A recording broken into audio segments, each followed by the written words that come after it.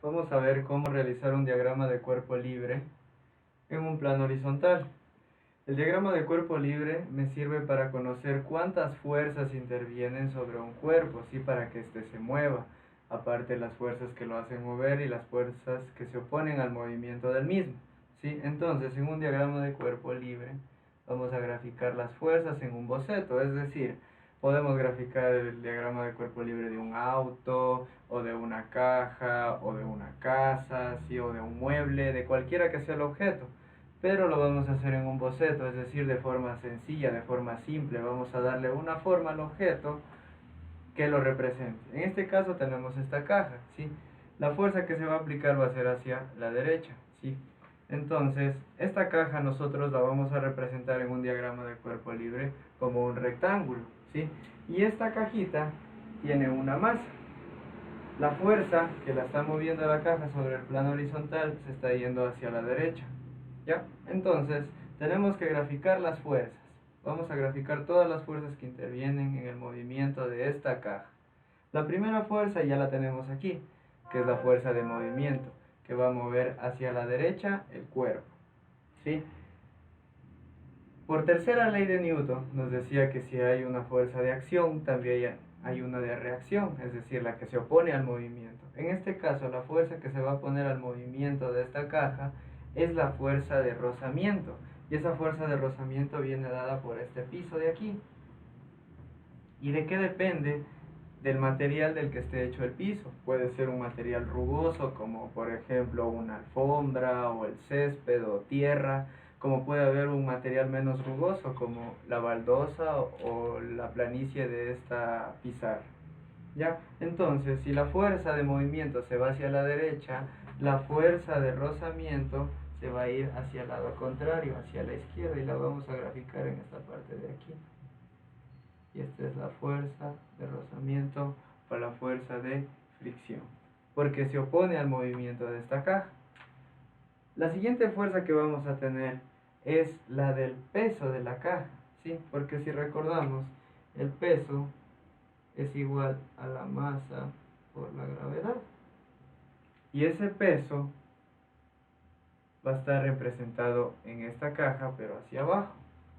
Entonces graficamos la fuerza que va a estar hacia abajo. Y este es el peso. Recordemos que se llama peso, lo vamos a representar con la letra P.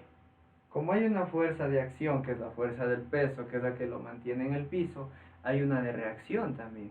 ¿Quién reacciona en este caso? El piso. El piso es el que está reaccionando, porque si no reacciona el piso y esto fuera, no sé, arena movediza, la caja se hunde. Entonces, no hay una fuerza de reacción del piso, pero en este caso sí, porque este piso es, es fuerte, es carretera, ¿sí? Entonces, la fuerza de reacción va a estar hacia arriba. ¿Por qué? Porque recordemos por la tercera ley de Newton, principio de acción y reacción, ¿qué cosa? Que si hay una de acción hacia una dirección, hay una de reacción en dirección contraria, hacia arriba. Y esta fuercita de reacción le vamos a llamar normal.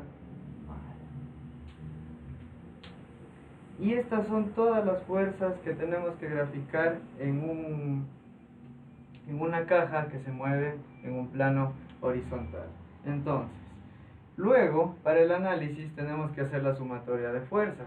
Vamos a suponer que este bloque está en equilibrio, es decir, que la suma de todas las fuerzas es igual a cero. Entonces, si recordamos en vectores, hay fuerzas en el eje X y hay fuerzas en el eje Y. Entonces, si la primera ley de Newton nos decía que la suma de todas las fuerzas es igual a cero, tengo que dividir esta ecuación de Newton en dos. Una ecuación para el eje X y una ecuación para el eje Y.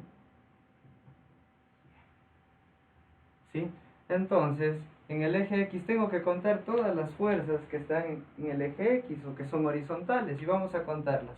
Aquí tenemos una fuerza en X, una, tenemos otra fuerza en X, y ya no hay más, ya no hay más fuerzas horizontales. Las otras dos fuerzas están en el eje Y. Tenemos dos fuerzas en el eje X que hay que sumar, y vamos a sumarlas. Sería sumatoria de fuerzas en X es igual a 0. ¿Cuáles son las fuerzas en X? Vamos colocándolas una por una. Primero, esta fuerza de aquí. Ahora, ¿hacia dónde apunta? Acordémonos, también es importante. Si apunta hacia la derecha, va a ser positivo. Si apunta hacia arriba, va a ser positivo. Si apunta hacia la izquierda, negativo. Y si apunta hacia abajo, también es negativo, ¿sí? Por el plano cartesiano. No es nada más que el plano cartesiano. Entonces, esta F de aquí, ¿con qué signo irá? Apunta hacia la derecha, positivo. La siguiente fuerza está apuntando hacia la izquierda, entonces no le voy a poner con signo positivo, le voy a poner con signo negativo porque se va hacia el otro lado. Y esto es igual a 0. Y ya tengo la ecuación en X de las fuerzas. Me falta la ecuación en Y. ¿Y cómo sale la ecuación en Y? Entonces nos toca hacer sumatoria de fuerzas en Y es igual a 0. Y ahora me toca contar o buscar o ubicar en mi diagrama de cuerpo libre todas las fuerzas en Y. ¿Y cuáles son? Las verticales, las que están hacia arriba y hacia abajo. En este caso tenemos dos. ¿Y cuáles son? Tenemos el peso que está aquí y tenemos la normal. ¿Qué hacemos la sumatoria? La normal apunta hacia arriba, entonces n va con positivo. Y el peso apunta hacia abajo, como está hacia abajo, recordemos, le ponemos menos, entonces menos es igual a 0. Y ya tenemos las dos ecuaciones para resolver y encontrar cualquiera de los datos de este problema, ya sea la fuerza con la que se mueve, la fuerza de rozamiento, la normal o el peso.